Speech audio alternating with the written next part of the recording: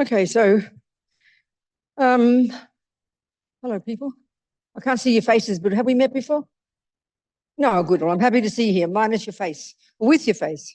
Good. Okay. Back there too. I don't know you, do I? Okay, good. I'm happy to see you all. All right. So we're gonna. Did we talk about karma last week? This is the second one. Okay. So we'll kind of go over it again and then go into more detail. Okay, so we're sitting here tonight, 90 minutes, whatever we're going to do, to listen to, think about, contemplate, internalize if we choose to.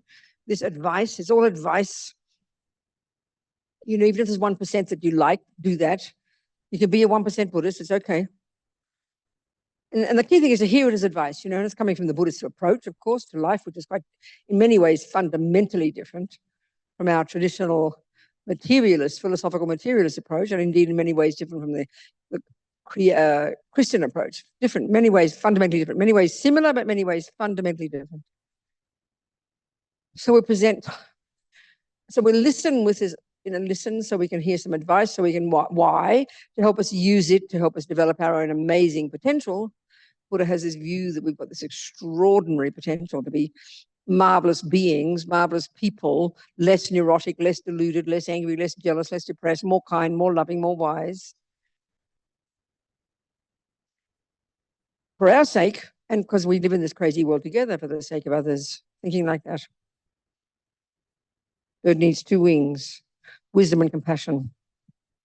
So tonight's, you know, this talk is more the wisdom wing, the nuts and bolts of Buddha's approach to life. That as a Buddhist, if you choose, you would take it on board as a basis for your way of living your life. You know, you apply it. Yeah.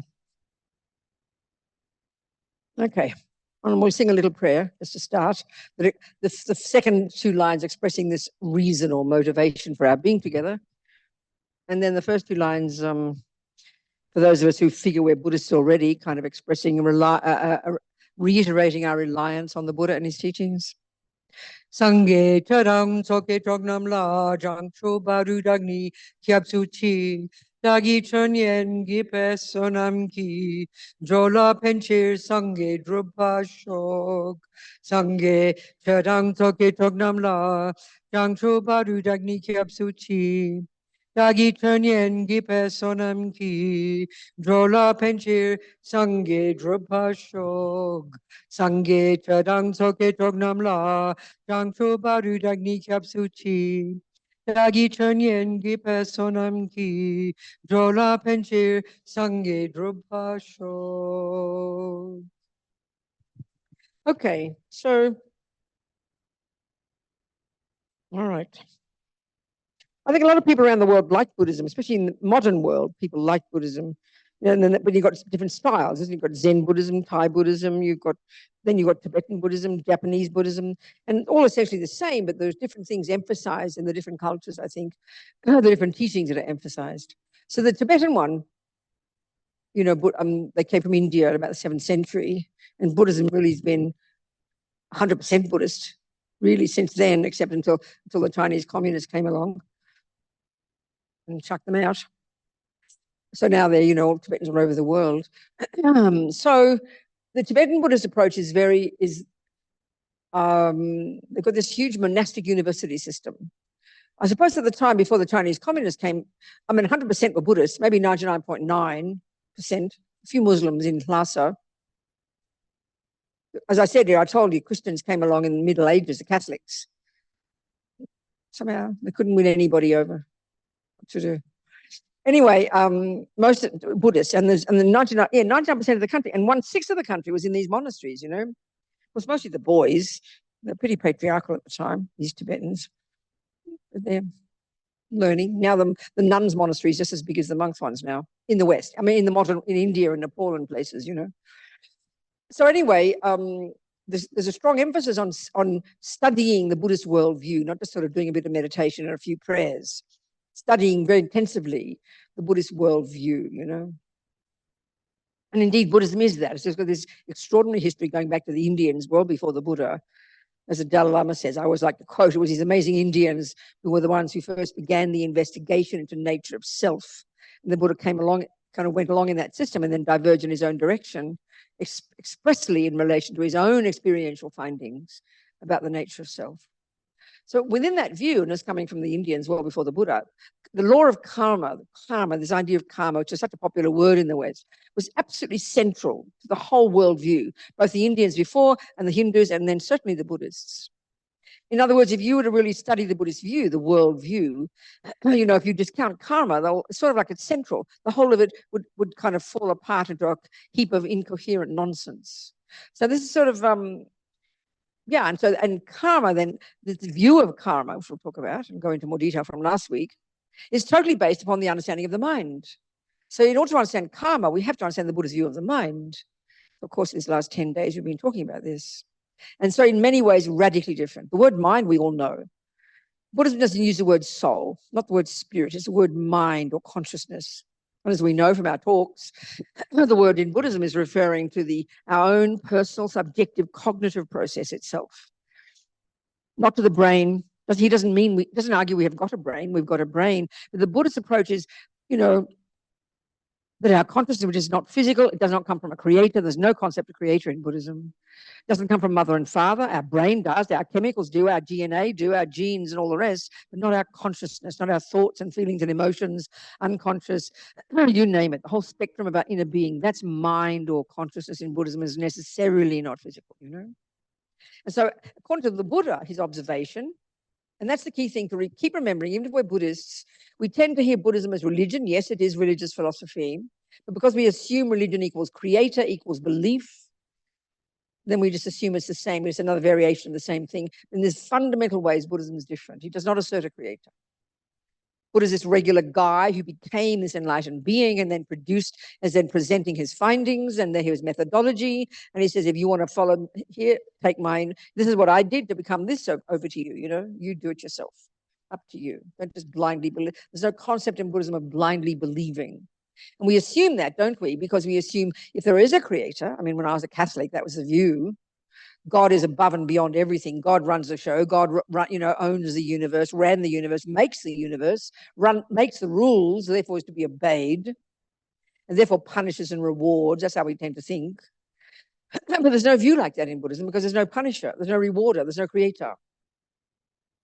So for the Buddha, this idea of karma, there's this natural law that runs the universe, or it's the law within which the universe runs, and it runs within the minds of sentient beings. This lovely word in Tibetan, sem-chen, mind possessor. I think it's a much better translation than sentient being. And there's trillions of them, not just humans, ants, dogs, monkeys, and then many other types of beings that the Buddha would say he's observed as existing, which the Indians also agreed with, by having developed this mind of ours, And so the key thing about the mind for us who come from a materialist philosophical view, which is where we talk about the mind being the brain, and where, of course, at the level of capability, it's conceptual and then sensory. But the Buddha's view is much more radical. And his view of what mind is way more subtle. And this is coming from the Indians well before. Like we always talk, they're the ones who invented this incredibly sophisticated psychological skill called, the accomplishment of this extremely subtle concentration, samadhi. Not mystical, just because it's more subtle doesn't mean it's mystical. It's doable, and it's one of the key techniques in Buddhism. There's this ability to completely subdue the grosser levels of our mind, the conceptual and the sensory, and to go to these far more subtle levels.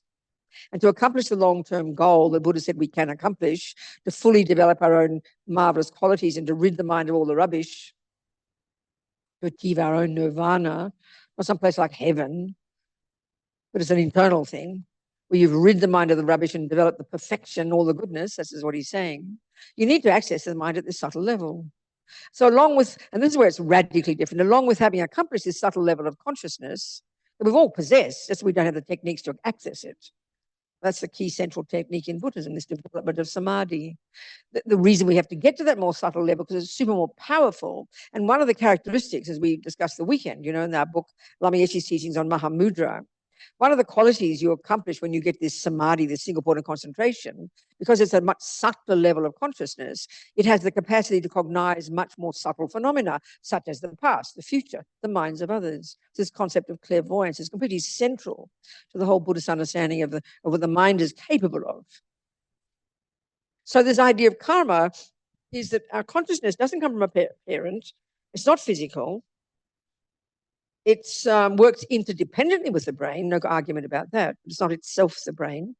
It doesn't come from a creator. That's a huge one that's completely different. No concept of a creator. Our consciousness, from the Buddha's observation, is its own continuity. They use the term mental continuum. So think of the mind as like a river of mental moments. These thoughts and feelings and emotions come from the previous moment of thoughts and feelings and emotions, which come from the previous moment, and you track it right back. You're going to get back to the first second of conception, where your consciousness entered into that egg and sperm, not put there by God, no concept like that.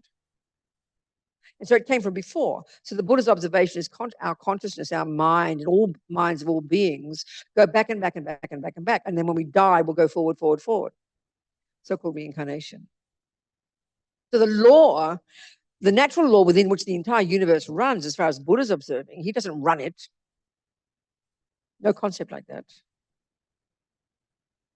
Is this law essentially that every millisecond of what we think and do and say, every sentient being, every dog, every ant, all kinds of other beings, programs our mind. It's a really good concept. Buddha would have liked that. He used the analogy of seeds, sowed seeds in our mind that will eventually grow in future in that mind as the experiences of that person. So as the Dalai Lama says, karma is like self-creation. Put it that way. Why not? And it's, in many ways, I always quote this and I say this, and it's really important to hear it, because it's exactly what Buddha is saying. We understand that everything we think and do and say when it comes to learning music or cooking or mathematics produces the person we become. We're not surprised by that. But this is a really fundamental difference. Buddha's view is that every millisecond what we think and do and say, based upon good ethics, is exactly what produces the person. We are the one who can produce the happy person or the suffering person. And that's how really karma is describing. You do this and this and this, and that sows seeds in your mind, it'll produce your future suffering. You do this and this and this, and sow seeds in your mind, it'll produce your happiness. But as soon as we hear those words, we hear it as punishment and reward. We can't help it. That's because our view of religion equals a creator. We assume that. Not with the Buddha's view. We know we create the musician, and we know we create. If you don't practice music, you don't end up as a musician. You're the one who did it. You did it. And Buddha's deal is we have the potential, the capability to produce a happy, wise, marvelous human being, and to stop being a neurotic, ridiculous, suffering human being. Not even just human, but many lifetimes. We all create the person we become, including ants and dogs and blah blah blah. So the concept is not that complicated. It's just that it doesn't fit with the views we have, That's the principle. That's the general idea. So, of course, if you're taking this on board as a person who labels yourself a Buddhist, you're taking on board this view and you learn it and study it. You take it as your working hypothesis is the best way to put it, As the Dalai Lama says to us modern people, you decide you want to follow Buddhism, you listen to Buddha's advice, you don't one step at a time, you take it on board, you do this, you do that. And he says, eventually, if you're going to, as you go, you check the boxes, just like you do if you study cooking. As you go, you check the boxes. Well, that's true. She told me that. That's true. I got the chocolate cake. They said they would. I did. You tick the boxes as you go. You apply the advice and you get the result. So as Dalai Lama says, if you get to a point where you discover from your own direct experience what Buddha said will be is not happening, then you give up Buddha. Thanks, mate. Goodbye. Of course you'll do that. That's what we mean by the scientific approach. And from this perspective, that's the Buddha's approach, definitely. So believing in something, which is how we think of religion. And indeed, if you posit a creator, you have no choice. Because you can't prove that God is right. You become God, and you can't say that. That's very different to the Buddhist approach. You become your own Buddha, So, okay. We talked about this last week.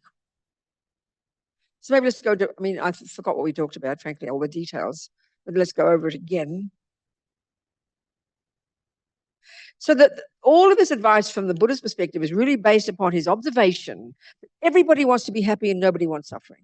Everybody wants to be happy and nobody wants suffering. And he says, and he's on his analysis of how to get happiness and how to stop suffering, that's where it completely differs. What he would say differs from the view we tend to have. He calls it the samsaric approach. So basically, we all know, I think, I think we assume very strongly that happiness comes from outside. You get the nice husband, the nice house, the nice body, the nice job, the nice this, the nice weather, the nice food. And that means for us, that's the cause of happiness. And getting the opposite is the cause of suffering. So I think if we look at our lives, and animals as well, we spend our lives trying to get the nice things so we get happiness and avoiding the ugly. And then somehow we see no matter how we try, it seems to work for a while, then it all falls apart, Suddenly the bad stuff comes. So the Buddha says, because we've got the wrong end of the stick, as my mother would say. Do we say that in America? The wrong end of the stick. Well, you're up a path. No, you can't be up a path without a paddle. You're up a creek without a paddle. You've lost the plot. All those terms, right? Okay. So what's his view of how to get happiness? Well, his main point is the main causes of happiness and the main causes of suffering are not out there. They're in here. So your job then is to work on your mind. If you want to be happy, well, then you need to learn. His method is that positive states of mind. This is where we talked about the Buddhist model of the mind, isn't it? You've got the negative, neurotic, deluded, I-based, fear-based states, attachment, anger, jealousy. We all know them. There's very specific definitions and analysis in Buddhist psychology. Then you've got the positive ones, our saving grace, love, compassion, kindness, intelligence, self-confidence. He's saying the programming of our minds, the practice of positive states of mind, and the lessening, the unpractice of the negative ones, simply speaking, is the method of how to get happy. It's hard work. And then on the basis of the mind, we all have behavior, don't we? Body and speech. And then on the basis of what we do, based upon what's in the mind, we then act with our body and speech. And if actions we do, I hear the word karma. I don't speak to Sanskrit. I've heard it means action or something. Not sure. But, everything we think and do and say, nothing goes astray, is this programming. So if you want to be happy, you learn first to control the servants of your mind, and you refrain. The very first level is refrain from doing the actions that are based on the neuroses that harm others. Why? And this is his point, because that'll program you with suffering. It'll produce your future suffering. The very first level of practice is you've got to then want to not suffer. So you learn the techniques, if you decide to follow Buddha, to not kill, not steal, not lie. And this is a major difference. I mentioned it last week. Buddha's got his little 10 list of 10 don'ts. Well, so is Jesus. And this is a major difference. And I always have to say it. Jesus says don't kill, and you ask him why not. And he will tell you very clearly, and I'm quoting my Jesuit priest friend. He says, because God says, because God's the boss, and he says not to kill. That's really powerful, actually. In other words, when this priest, I talked to him, there's some level of natural law, which is that people don't like getting killed, that plays a role in its being a sin. But he said the main reason it's a sin is because it's going against the will of God. That's huge. And fine, if you want to have faith in God, you live a good life, nothing wrong, and God will reward you. That's not the Buddha's view. Buddha's not a rewarder. He's not a punisher. He's like a doctor who's giving advice based on his own observation. In other words, it's not like you go to your doctor and she says, don't smoke, and you say, why not? Just because I say so. And if you smoke, I'll punish you. That's how we think of religion. Buddha would disagree with that. The natural law for him, it's a natural law. So you ask Buddha, why is killing wrong? First he'll say because it harms another. It's a natural law. Guess what? People don't like getting killed. But his crucial point is, if we recognize that whatever we think and do and say programs me, then of course I will not want to kill, because I don't want to program my mind with anger and bitterness and resentment and attachment, and then with a strong karmic imprint of harming others. No way in the world do I want suffering. And that really, for our culture, we take time to hear that, because it sounds like, oh, that sounds selfish. Oh, I shouldn't kill because of other people. Yeah, that'll come eventually. For sure. We've got to have a sense of ownership of our own actions. I mean, my mother used to say, virtue, she's a Catholic, virtue has its own rewards. You don't need someone to see you to be a good girl. It's your own mind programmed by goodness. You do good actions and you program yourself with that goodness, and those seeds will ripen in the future as your happiness. So it makes this view, when you start to apply it as a Buddhist, you become very accountable. You don't just do it because you want to be rewarded, or avoid doing it, or be seen not to do it because you don't want to be punished, which is how we are, you know. We think if no one sees us do something naughty, we will get away with it. We very strongly believe that. That's like thinking, you know, you go home and you see your doctor's not there, so out come Marlboros. Oh, I won't get cancer. My doctor doesn't see me smoke. It's ridiculous, isn't it? Buddha's more like that. It's a natural law. It doesn't need judging and rewarding. It's a natural law. I think when we get that, then we can hear karma more easily. Otherwise, we just panic when we hear it. Oh, you mean I was a bad person? When bad things happen, I must have been a bad person. We think like that, you know. So then, okay, let's look at the details of this. If this is something where that basically the Buddha is saying that karma, this using the analogy of seeds and fruits, ripens in 4 different ways. And this is where it's completely different from our own worldview, you know. As a type of rebirth, a complete action, we'll go into that, a complete action. We discussed this last week too. Let's say, for example, not killing. Consciously, intentionally not killing. First, there has to be a sentient being there, like a little mouse. Second, your mind involved, and a thought, a conscious thought, I must not kill, or whatever. And then a motivation, compassion. Third, you do the action, save the mouse. 4, let the little mouse out. Thank you, Robina, goodbye. Happy mouse. It's a complete action of not killing. And you flip it over, it was the same for killing. Mouse, intention, I will kill. Motivation, disgust, anger, how dare be a mouse in my kitchen. You do the action, dead mouse. That's a complete action of killing. That programs your mind. It sows a seed in your mind, and seeds grow, you know, seeds multiply. Then you got the second way comes. So the first way is those types of seeds will ripen, and they call it the fully ripened result, a type of rebirth.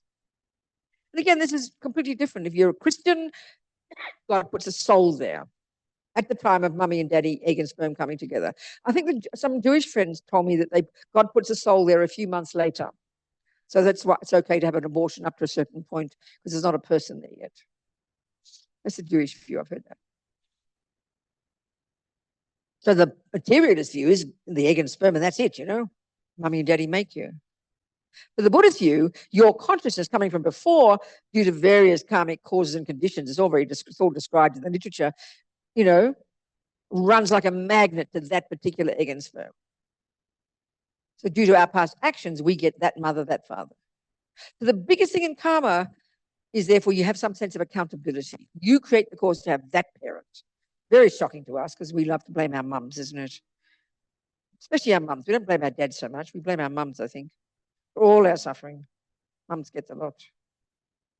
Anyway, so the first type of way karma ripens, you get a type of rebirth. And that can include human, animal, insect, and others that we don't even see, like spirits, hell beings. Buddha asserts all of those. God realm, which is a bit like heaven. All types of sentient beings who, due to their own past programming, create the cause to have that type of environment, that type of rebirth. I mean, it's very shocking to think that we do it ourselves. I mean, who would ever have the natural thought that you created the cause to have that parent? I mean, we really do believe we didn't ask to get born, you know, either God did it or mummy did it. It's not my fault, is it? Yeah, Buddha says, sorry, babe, you created the cause. Big shock. Quite different view. So the second way karma ripens, let's say now we've got a human one, and we like won the lottery, you know. I mean, look at all the billions of sentient beings, trillions of them. Look at the humans in comparison. So create the cause to get a human body is pretty incredible from the Buddhist perspective. Lots of virtue and non-harming. That's the first one, because there's 4 ways you get the human body. Well, Hitler had one of those, and so did Mother Teresa. So what's the difference? This is the second way karma ripens, is the mental tendencies you get born with. So, of course, we all think they come from mummy and daddy, not from the Buddhist perspective. My mother was a classical musician. She saw her little Bobsy, that's me, and she saw I had potential, so she helped me nourish my potential for music. So basically, she must have practiced music in the past and comes born with it in this life. I must have been practicing music in the past and got born in this life. And she, fortunately, I got born to her, and she nourished my music. So the potential has to be there in my mind. The same with our personality traits. My anger does not come from my father. I might be very similar to my father. Mine comes from my practice of anger, and his comes from his practice. This point's a massively different point. And it takes time for us because we're so used to the materialist philosophical view that my tendencies come from my parents, you know.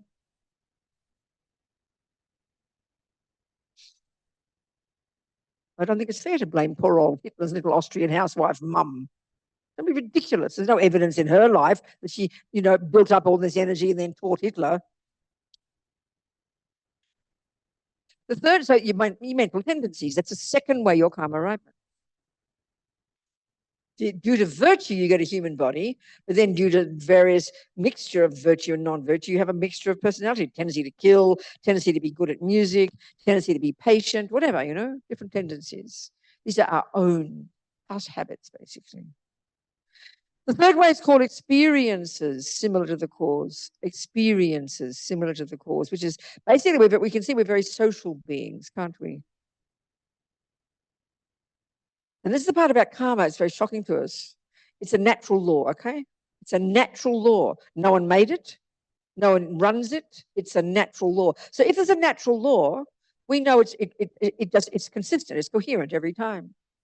So then clever people have come along and identified botany, identified mathematics. They didn't invent mathematics. They didn't invent botany, but these are natural laws. There've always been 7 oranges there, whether you knew there's 7 or not. That's what it is. Just we've articulated what we've observed. That's what Buddha has done. He's articulated what he's observed in the workings of human and other minds, obviously more subtle observation. So we're very social beings. But we live with sentient beings. I mean, so basically, if you look at this third type of karma ripening, if you look at your life, you could, from the time you're born up to now, you could probably divide into 2 categories all the beings you've met. One lot are nice to you, and the other lot aren't. And sometimes they change roles. I think it's very simple. Some people are mean to us, and some people are kind to us. So every one of these, Buddha says, is also the fruit of my past karma. I must have harmed those ones. I must have been kind to those ones. That's how they talk, It's a natural law. It's a natural law. It's a natural law. And the fourth way karma ripens is called environmental. It seems even more abstract, Environmental karma, the very way the physical world impacts upon us. So, of course, this is all based upon the way they describe the nature of the physical universe. They talk about the 4 elements like we used to in the medieval days. They still talk like that. All minds are conjoined with the 4 elements. It's a whole very different model, completely different. And it's all there in the literature, So the basic point from the starting point of your practice is I don't want suffering. I don't want suffering now. I don't want future suffering because you produce your mind in the future, this life and next. So then you start taking control of it. I don't want a garden full of weeds in the future, so I better start learning botany now. That's really the approach, And if you think of your life as like your garden, this really takes time. Whatever happens out there to you, what's in your mind, you created the causes. This is a fundamental idea of karma. In that way, it's so utterly different. In some ways, we talk about, like in Christianity, don't they talk about you sow what you reap, Well, that's the meaning of karma, but in a much more dramatic way, more long-term way, and they go into great detail about it, So given that I don't want suffering, then I need to, if I choose, I want to learn the laws of karma. And because it's only my hypothesis right now, I haven't got single point of concentration. I can't see the future yet or see the past. I'm capable of it, but I've got to take it as my working hypothesis. So you learn to live good ethics. You learn not to kill and steal and lie. First, because you don't want future suffering. Eventually, it becomes out of compassion as well. But you first, because you want, this is like compassion for yourself in Buddhism. Compassion for yourself doesn't mean just having a nice massage. Well, that's all right too. But stop doing actions that will produce your own future suffering. Just like you would with our body. We get it with our body. We're really into health. So even though you love your cigarettes, you love your sugar, you sacrifice it because you don't want future suffering. So you've got to base it on the intelligence of understanding, nutrition. It's not evident to us immediately. Well, here we've got mental nutrition, So the very starting point, entry-level junior school grade 1 in Buddhism is abide by the laws of karma. Don't harm sentient beings. Don't kill. Don't steal. Don't lie. At least control your body and speech first. But you learn to discipline your body and speech. Then the beneficiary of this is you. Initially, it's difficult, but you're the beneficiary. And then eventually it gets you to the ability to go to the more subtle level where now You can learn to work on the states of mind that drive your behavior.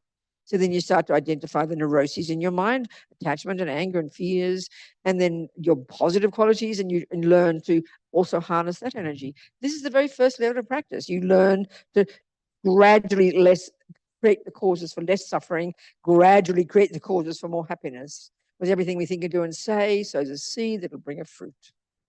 This is a basic principle. Because there are practices that enhance that strengthen that hugely from the Buddhist perspective. So one of them, I forget if we talked last week. I'm sorry, I'm just repeating everything from last week, but it's okay. And one of those is what they call living in vows. And this is a really curious one for us. We've got to think about this. Excuse me, people.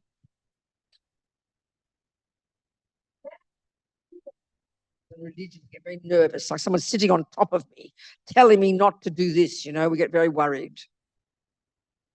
But really, I think a vow, I don't know, it's a decision to refrain from something. And I'm sure I really mean this, if you learn to drive a car, something really simple like that, I think if you wrote down everything you vowed not to do, you'd have lists of hundreds of things. It's how you learn something. So when you cook, you determine, I won't do this, I won't cut it too big, I won't cut it too small, I won't put the temperature too high. Of course you do that. If you're driving a car, I won't turn the wheel left if I'm going to turn right. I won't put my foot on the brake at the same time as the accelerator. I won't do this. Of course you have to do. That's what learning something means. We just don't call it a vow. And you will keep it. You'll keep it perfectly. You won't say, well, I can do what I like. I can go put the foot on the brake at the same time as the accelerator. You can't tell me what to do. Yeah, you'll explode your car and die. So it's got a practical implication. But as soon as it's vows and religion, we think someone's pushing me. We're very babyish, This is intelligence. So here, what are you trying to produce? A happy person, please.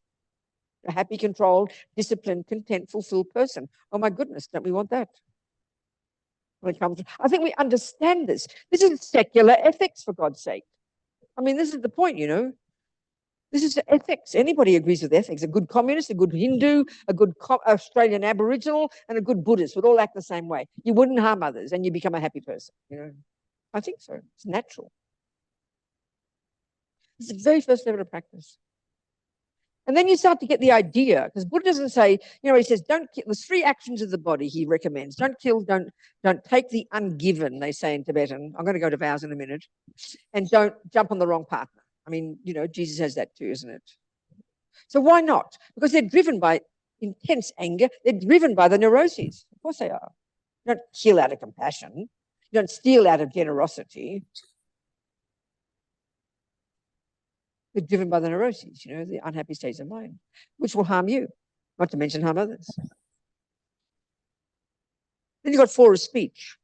That's our big one. I mean, we mustn't run around killing and lying and cheating on too many people with our body, But look at our speech. We love our speech, Look at the harm that comes from speech.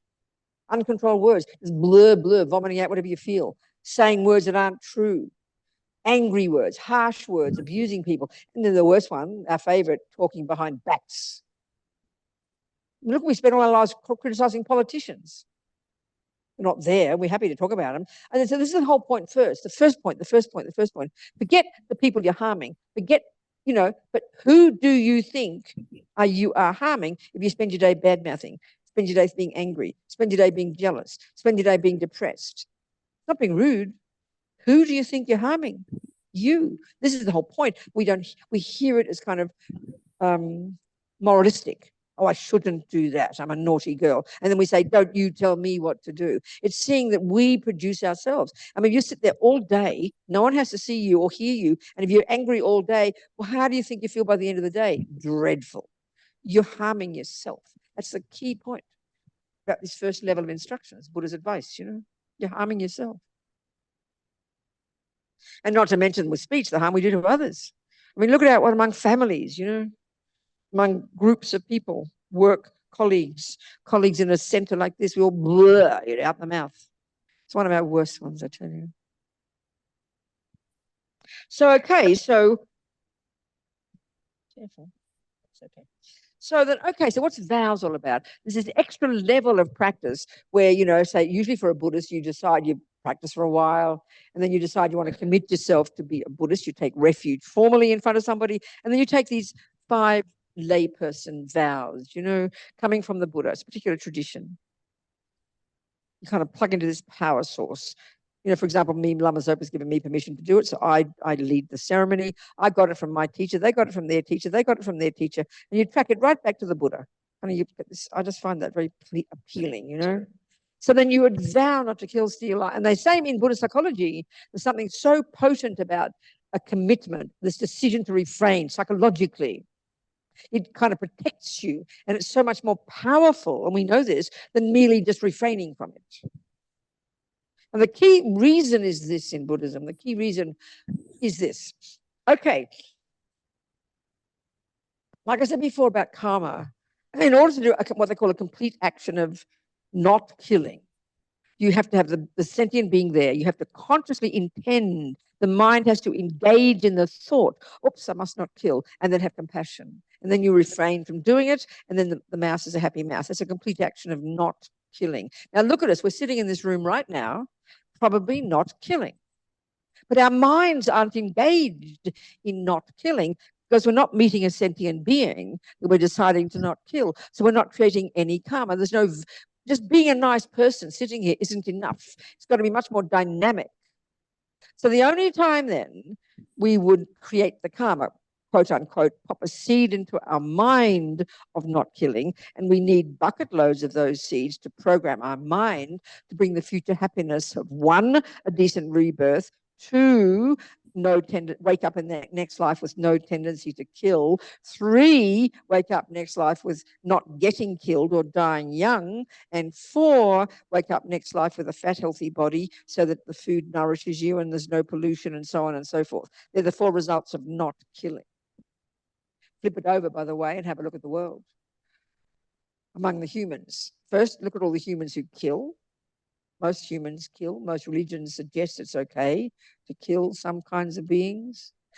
Look at the number of people who get killed or die young, and look at the people who get sick.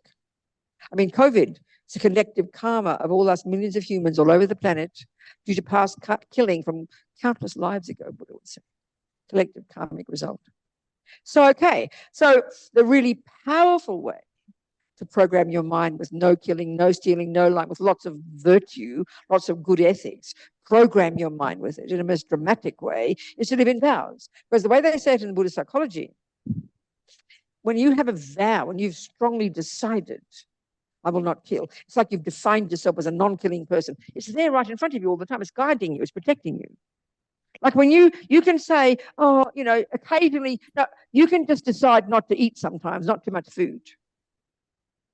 But then if you vow to go on a diet, that protects you every single second. It's there, much more powerful psychologically. It guides you every second. It's sort of obvious. So vows like that, And they say in this text that it's so potent that every second you're not killing, even when you're not thinking about it, you're ticking over virtuous karmic seeds of not killing, dropping them into your bank vault. And we need masses of them. Even just when we die, the Buddha's view about death, we're discussing this weekend. We need bucket loads of non-killing karmic seeds available such that when we die, because that's when the karma will be triggered that will determine our next life. So we need lots of good, virtuous, delicious, non-killing, non-lying, non-harming seeds in our mind. So that's, and also what it does, taking vows, because, you've committed to be that way. You've committed to be a non-harming person. You also, the very vows also protect you from harming, and even they purify previous tendencies to kill. I don't know, I think psychologically we can think about that, Makes sense, perhaps. So vows are said to be very excellent for your benefit. And of course, the rats and roaches will have a party, as Lama Zopa says, because you leave them in peace.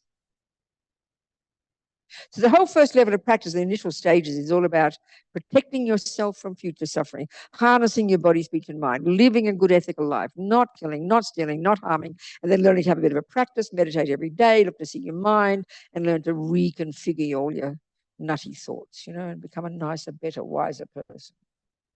That's the Buddhist idea.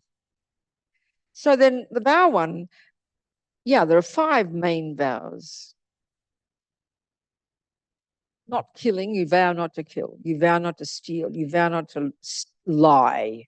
You vow not to jump on the wrong partner. Best way to say it, cheat on your partner or take someone else's, because it causes so much pain. We can see it. And also the fifth one, you don't have to take all five when you take refuge. The fifth one will be to not take intoxicants, because we know intoxicants can make your mind go berserk. There's always this hilariously funny story they tell that shows the benefit of no intoxicants. They're the story of this monk. I love this story. It's so ridiculous. It shows how women are the problem. You'll hear it. It's a hilarious story. This dude, this monk, decides to visit this lady. I don't know why she did. I don't know why he decided to visit her. Some reason. And for some reason, she wanted him to either kill a goat, drink alcohol, or have sex with her. Why he just didn't say, "I'm out of here, lady, goodbye." But he tried to make her happy. So he thought, well, the alcohol will be the best of a bad lot. So then he had sex with her and killed the goat as well. So they always say, intoxicants from which many problems arise. And I think we can see this in the world. Look at the drugs, the suffering of human beings. It's fairly evident, the intensity of the suffering of intoxicants. It's not being moralistic, it's evident, So anyway, they're the 5 vows. So they're the 5 vows. What can I say? Then the other practice that's said to be really powerful, Lama Zopa says we're insane not to do it every day. And it's another way of just programming your mind. We call it purification. I'm sure we talked about it last week, but I want to go into it again today. And again, it's psychologically so practical. With being, as Lama Yeshe puts it, being our own therapist, So there's the 4 R's. It's a really nice way to remember the 4 R's. The first one's regret. So the Dalai Lama says, one time someone asked him the question, what's the difference between regret and this usual one we have called guilt? It was really helpful how he said the answer, He said, with guilt, which is just internalized anger, really, isn't it? I'm a bad person, He said, you say, oh, I did this and I did that and I kicked the dog and I cheated on my husband. And then we conclude, and I'm a bad person. And we sink into misery and suffering, But it's really so horrible against ourselves, and we love to hate ourselves. We love to point the finger to ourselves. We love to put ourselves down, and so it's the irony of ego, And somehow my mother used to say it to me, "Sweetheart, you're your own worst enemy." Somehow we all see this, So regret is a much more wholesome, it's sort of a sign of accountability. Well, so as Dalai Lama said, the first part's the same. Well, I did kick the dog, and I did cheat on hubby. But then you say, okay, what can I do to fix it? It's more proactive, it's more confident, it's more self-respectful, and it's accountability. Because guilt is just not taking responsibility.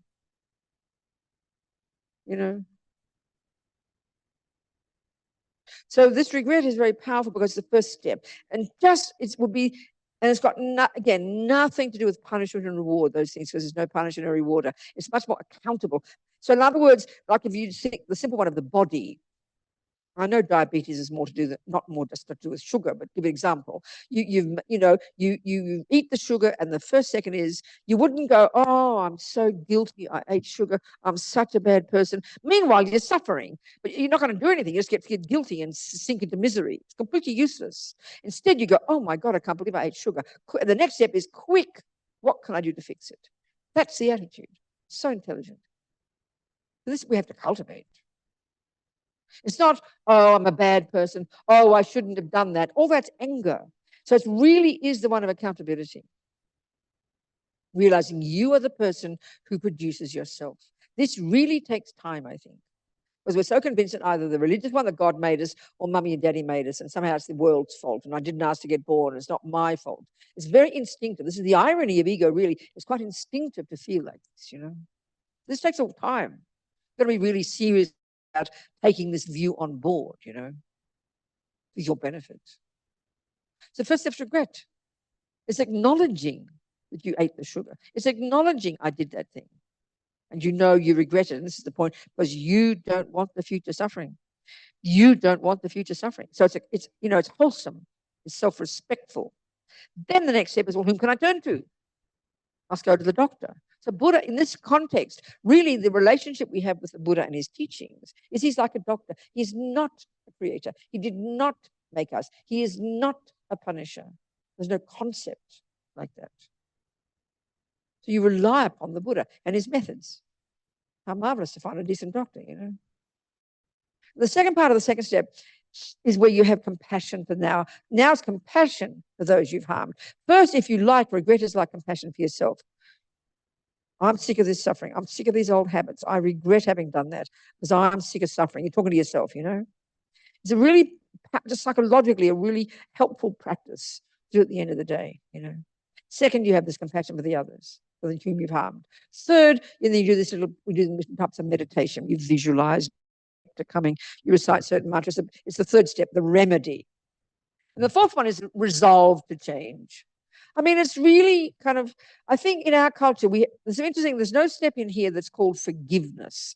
That's a very huge one. So I think it's important to look at the cultural, the source culturally of this idea of forgiveness. I think it's very strongly coming from the Christian teachings because it is forgiveness, God's forgiveness, that is what purifies us. So very strongly, like if, you know, I've got a relationship with Eric, he's my boyfriend. I'm always being mean to him, and then I get all neurotic and guilty, and I ring him up because I'm terrified he's going to reject me. Please, Eric, I'm so sorry. Please forgive me. And he says, oh, of course, Robina, I still love you. And I go, phew, off the hook again. And then I badmouth him the next day. And then I badmouth him the next day. Because you just want him to take. Basically, we get people to forgive us. We can misuse it, I think. So I want him to forgive me to make me feel better. If he's really my friend, yes, Robina, I'm happy to forgive you. But honey, child, how about you decide to change? Then he's really being my friend. Do you understand the point? We misuse forgiveness, I think, when it's just for ourselves. I think it's an important point. The Buddhist view is more focused on compassion. And then if you have compassion for somebody you've harmed, then you, of course, you know. And then even if you're brave enough, you have compassion for those who've harmed you. And why? Is because their harming me is going to cause them harm. That's a huge one, you know. The third step, like I said, you do the little practice of visualization, and fourth, you vowed, you make a decision to change, and it's very practical. So you've taken a cigarette again. Just thinking simply the physical one. You regret it because you know you don't want the suffering. And then I'll turn to my doctor, take her advice. And then I'll do a little blah, blah, blah. And then I'll decide, okay, I won't take cigarettes again. I'll do it for 24 hours. And I strongly decide I won't smoke again for 24 hours. And you go incrementally, step by step. So this purification practice is very powerful psychologically. Practical psychology. You're the one. As Swami Geshe says, we create negativity with our mind. So we purify it with our mind. We're the boss. We do it to ourselves. So all this view of karma, I find, I know when I first heard these teachings years ago, coming from being a Catholic, and then a communist, and then a radical lefty, and then a feminist. And all the time you're trying to blame somebody. You blame somebody for creating the suffering. And then when I heard the Buddhist ones, I realized that I'm in charge, and I love that view. I'm the boss. I love that view. The boss of my happiness and the boss of my suffering. So it brings, I see that in my own self, it's huge, bringing a sense of accountability. I'm the one who creates me. It takes time because we'd rather blame somebody else. So now I think you have to ask me some questions. Everybody, on Zoom, in the room, whatever you like. You can unpack a few of the ideas. So I just talked about it very briefly. Yes, sweetheart.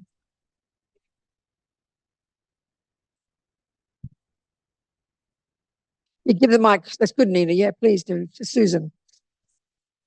Go on. I think that should work. Okay, go, Susan. Talk to me, sweetheart. Hi. Yes. So thank you. The idea that habituated patterns of behavior in the mind create suffering also. Say that again, Susan. Habituated patterns in the mind. Which patterns of the mind? Hang on. Habituated. Oh, yes. Habituated patterns in the mind create suffering. They're like ruts. They're deep. Yeah. So, okay. I can't think of a good example, but okay, so let's say sometime I had a fight with somebody, and that created this pattern in my mind that I really don't like this person, or I really don't like the situation, and I keep dwelling on that.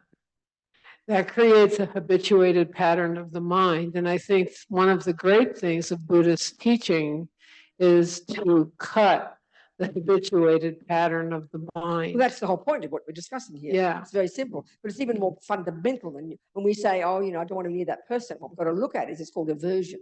Got to look at the name of whatever it is in the mind. It's attachment, aversion, jealousy, resentful, fear, low self-esteem. It's very precise. Yeah. And then you see you don't want those habits. So when you try, you counteract them.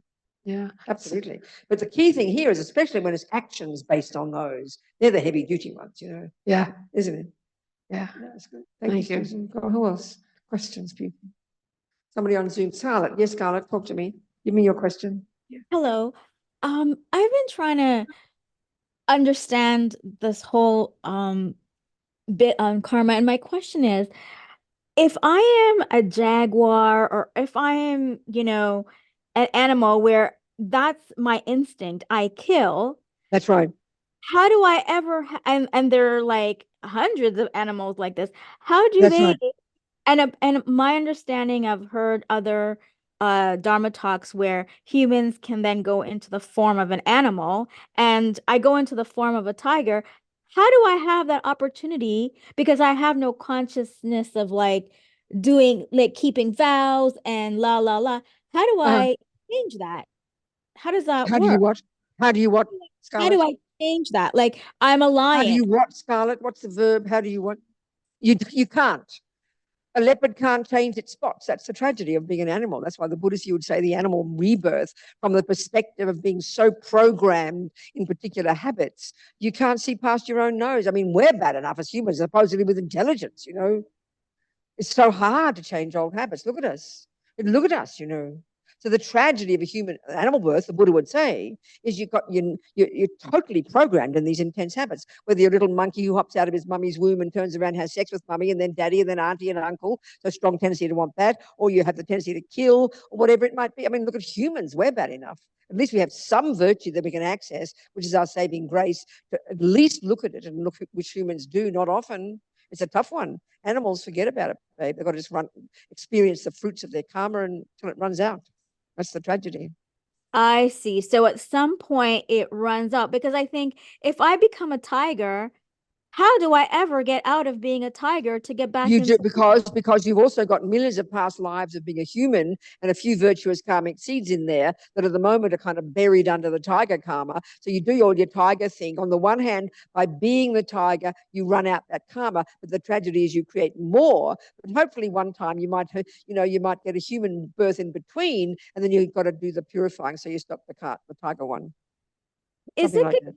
Is it good practice that I heard that when you see whatever animal you see while you're walking, that you say, "Oh, Mani Padme Hum"? You could do that if you want to bless its little mind. Yeah, sure, why not?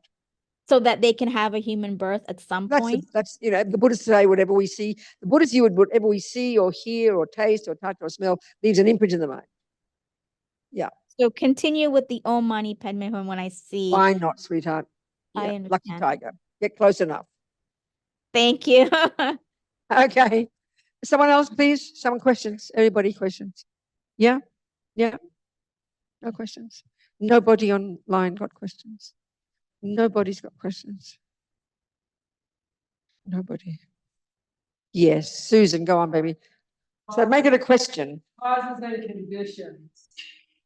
Susan, if you hold it to your side, then it will be. Go on. Make a question. Causes and conditions. Yes. So, speaking about the tiger and having a birth as an animal birth, or a hungry ghost birth, or a hell realm being birth, eventually that karma, that's ripening karma. Yeah, karma ripens. We created countless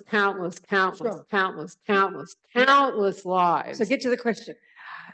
I don't really, the question is, what would the question be?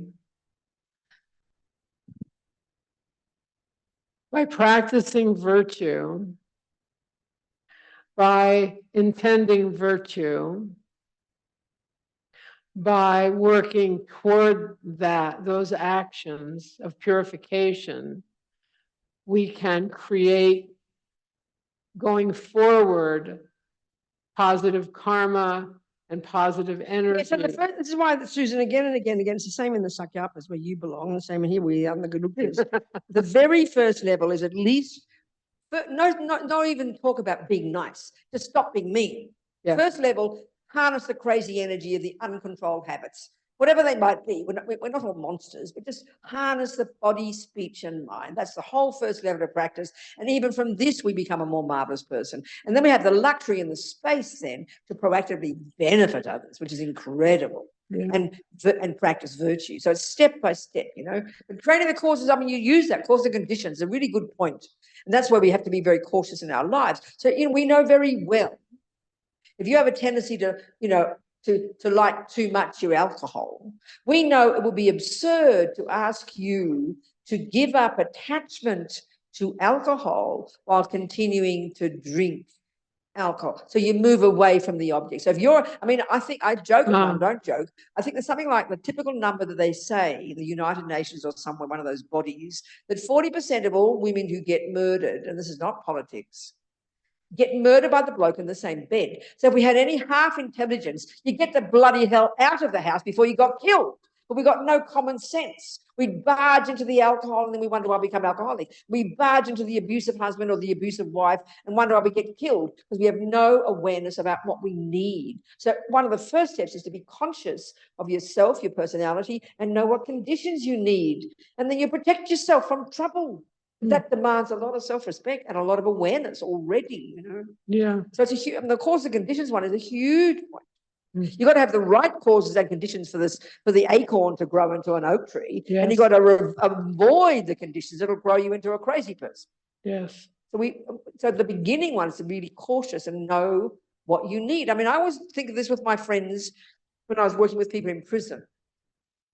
And many of the people who were very devoted were these Mexican gangsters, the ex-gangsters. They were not ex-Mexican, ex-gangsters. And they became some of the best practitioners. I can't tell you, amazing meditators, extraordinary. Would never have occurred to them on the streets because all they saw. As soon as they got to prison, it triggered a whole new aspect of them. So it was like a miracle for them. And this just shows we need to find the right conditions to nourish the best part of ourselves. This is a very intelligent part of our practice. We've got to know our own minds well. When I was the naughtiest kid on the planet at home, I was in love with God. And I was so naughty, when I was about 12 or 13, I was walking, I mean, it was the time of Elvis, and I'd dressed up in my mother's dresses and put high heels on and lippy, and I'd stolen some pink fluorescent earrings from Woolies, and I walked up and down Murrumbina Road trying to seduce Tony King Cotter, the greengrocer's son. My mother got so shocked, she had to send me to boarding school. So I became a saint overnight. I went to Mass every morning. I learned in Latin. I wanted to be a nun because the conditions changed, you know? Yeah. It was amazing. Conditions are very powerful. I know. And then in the hippie days, and then we were called bohemians then. When I was 15, I was a bohemian. So I'd wear these fake leather trousers and I walked around town in bare feet with a little chain around my ankle. That was in 1959. So anyway, I'm just telling you.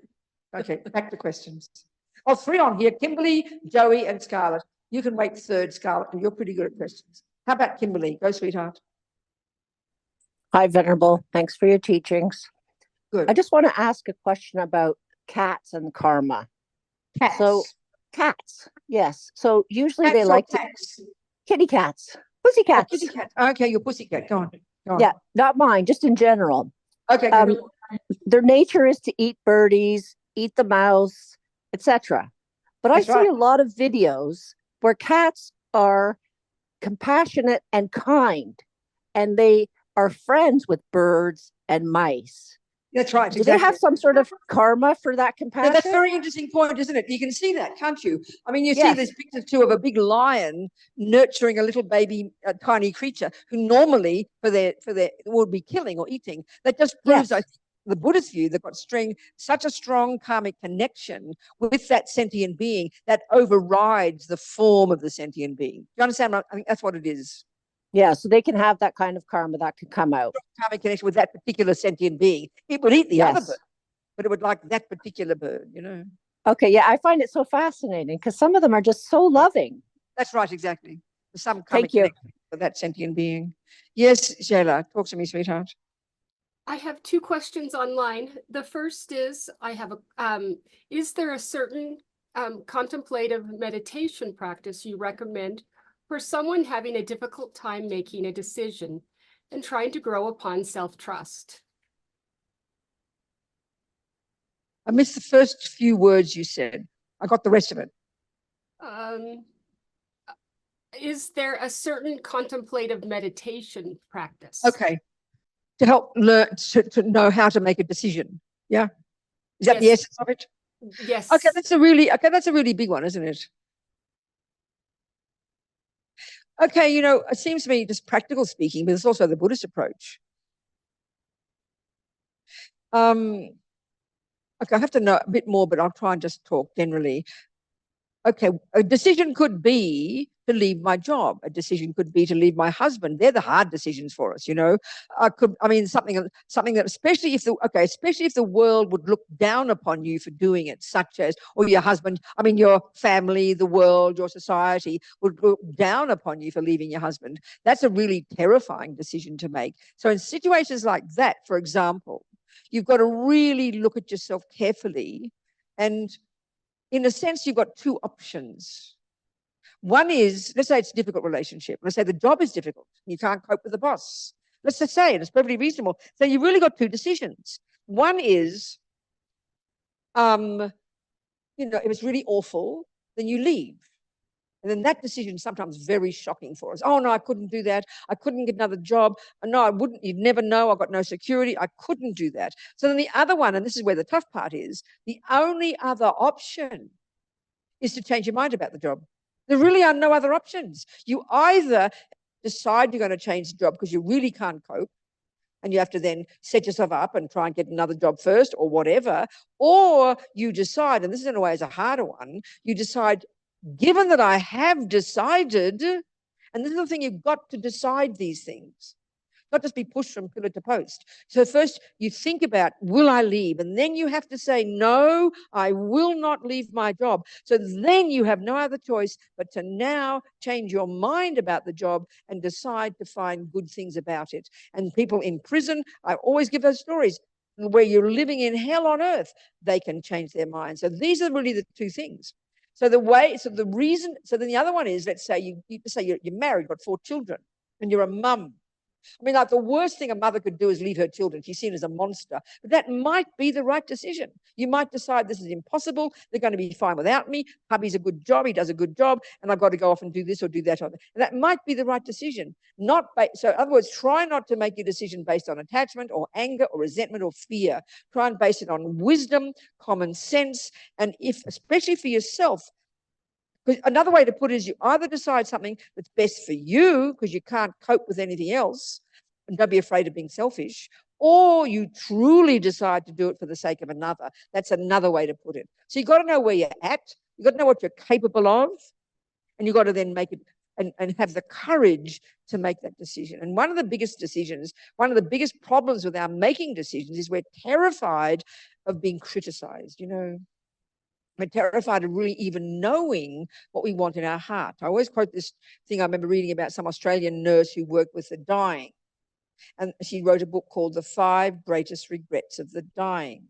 And the greatest regret was I didn't follow my heart. I didn't listen to what I really knew I wanted to do. I did what I thought was expected of me. And this can be a massive obstacle to making decisions. So there's some food for thought there, I hope. Food for thought there, I hope. Venerable, I have one more question online. Okay, sweetheart. Devna wants to know, how do you do a self-analysis? Where do you start? a self-analysis? Well, I think we do it all the time, sweetheart. We're talking to ourselves all the time. And unfortunately, most of our analysis is that we're a creep. I'm no good. I'm not big enough. I'm not small enough. I'm not fat enough. I'm not intelligent. No one loves me. I'm not fair. People there don't love. I'm hopeless. I'm no good. I eat too much. I can't. We loved it. We never stopped doing self-analysis. We never stopped doing self-analysis, but it's usually negative and low self-esteem. So we've got to change it and start conjuring, start having, I mean, it sounds so corny, but it's incredibly powerful to start stepping back a little bit and look into ourselves and start to look at our good qualities, look at our tendencies. I mean, everybody else can praise us until the cows come home. We don't believe it. We're dying to hear the praise, but we don't believe it. We prefer, the irony is we believe the negative stories. So it's a really tough job. We do a self-analysis all the time. Let's start making it positive and more reasonable and more self-respectful analysis.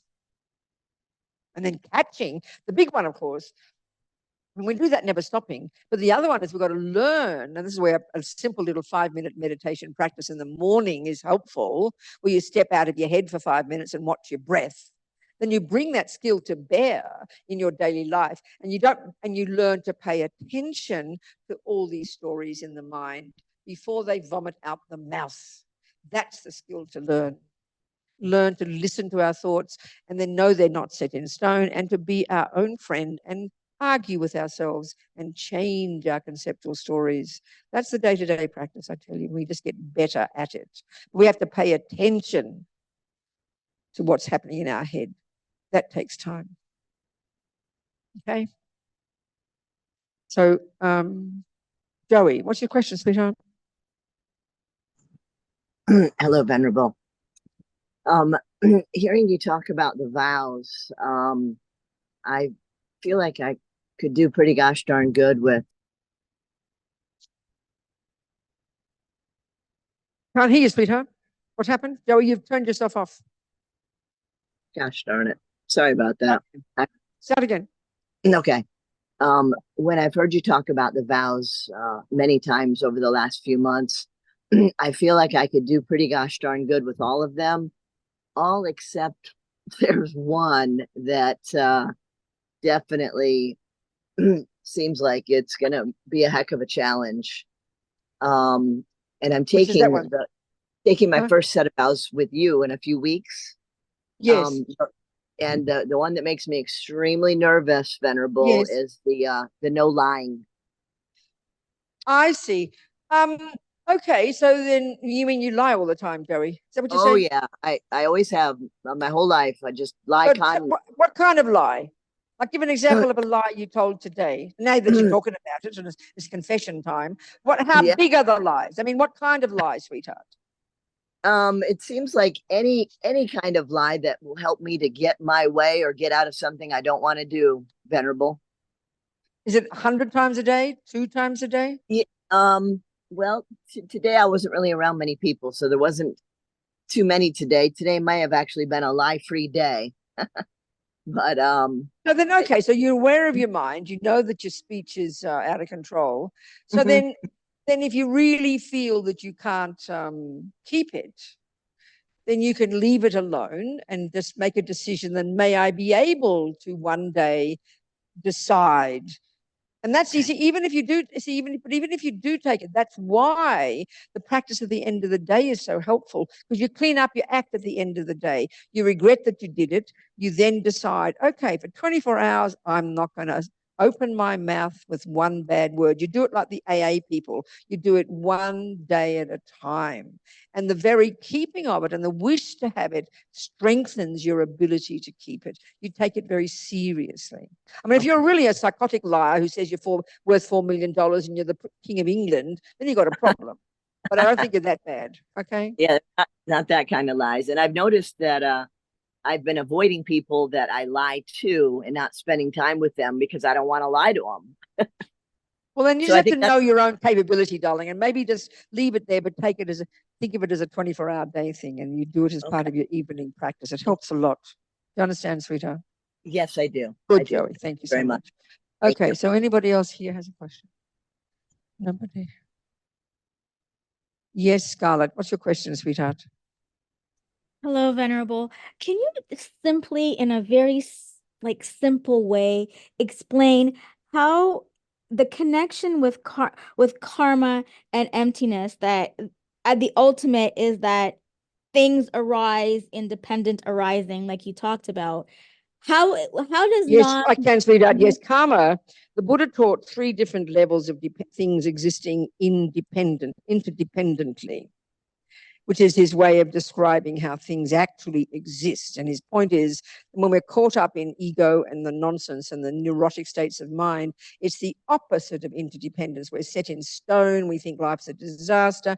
We're always negative. We're always concrete. It's because we're not in touch with interdependence. So the very first level of interdependence is that things come into existence in dependence upon causes. So the law of karma is an excellent example of that first level of dependent arising, that everything is the result, that I, me, Robina, Scarlett, is not just an innocent victim who didn't ask to get born, which is the opposite to interdependence. It's not just the self-pity, not fair, poor me, it's not my fault and everybody else's fault, which is like really opposite to interdependence. It's the ownership that I am the product of my own past. I am the one who produces my happiness, and I am the one who produces my suffering. So that accountability gets you closer to the idea of interdependence, closer to the idea, less concrete and less neurotic and less set in stone.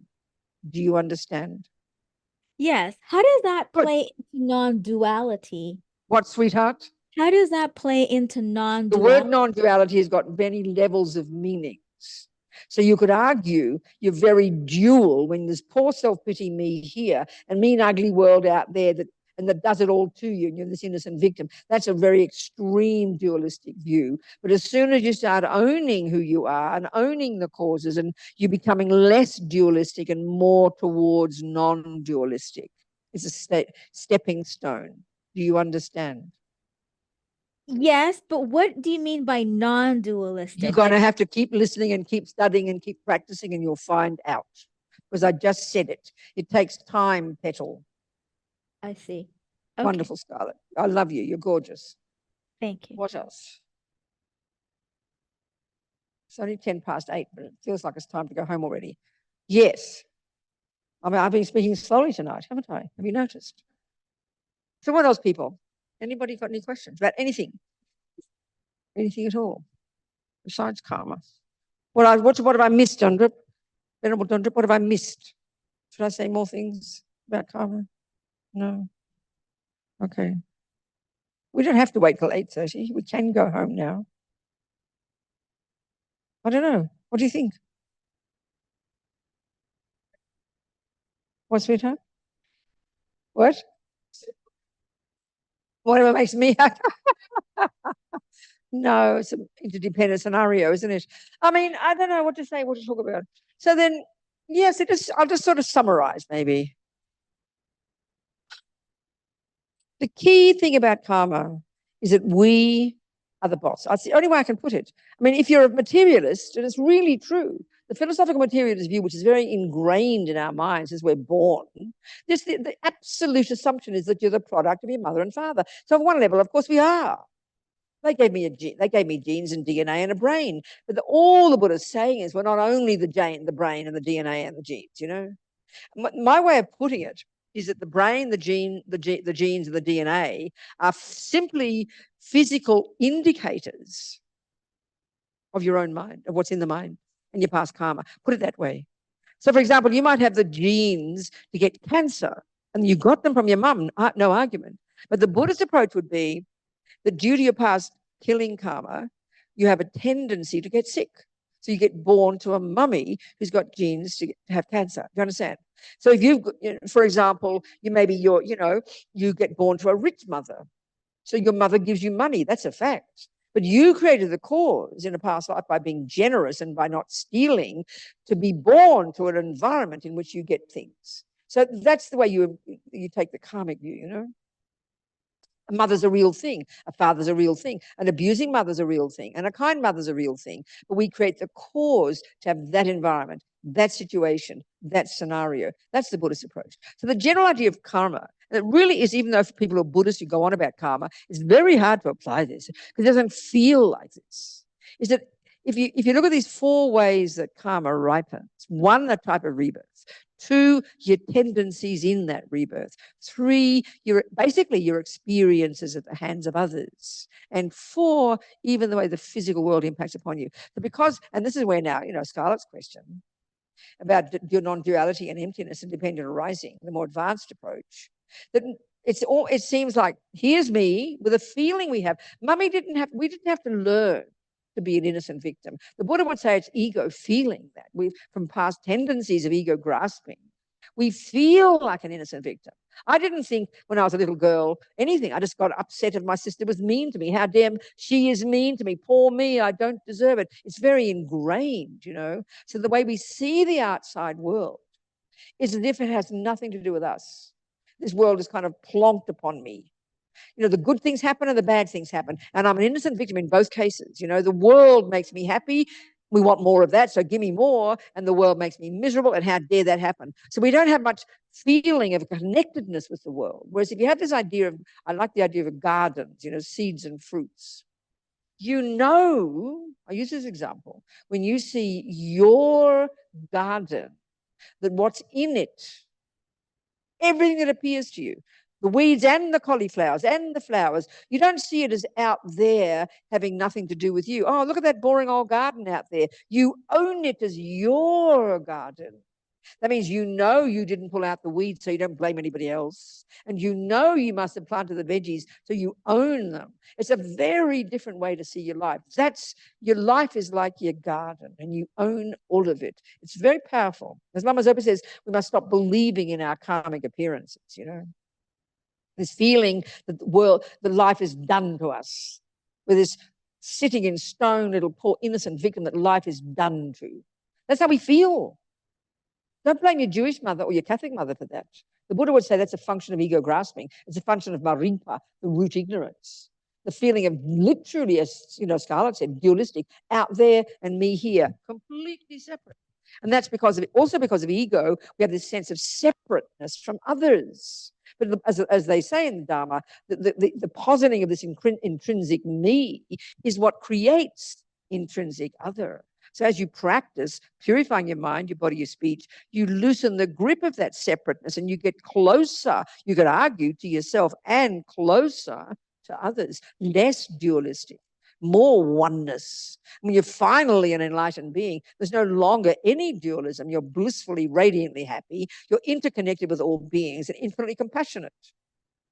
So it's like over here is ego, separate, poor, lonely, pathetic, self-pity me who doesn't deserve anything. Then we just keep moving, loosening the grip, closing up that dualism, closing up the me and the other, becoming more happy, more wise, more content, more fulfilled, and more compassionate. It's a gradual process, and starting with the one of karma,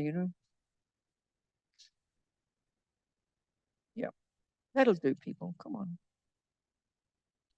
So if there's anything that's been useful, any word at all that I've said, take it. 1%, even 0.5% is good enough.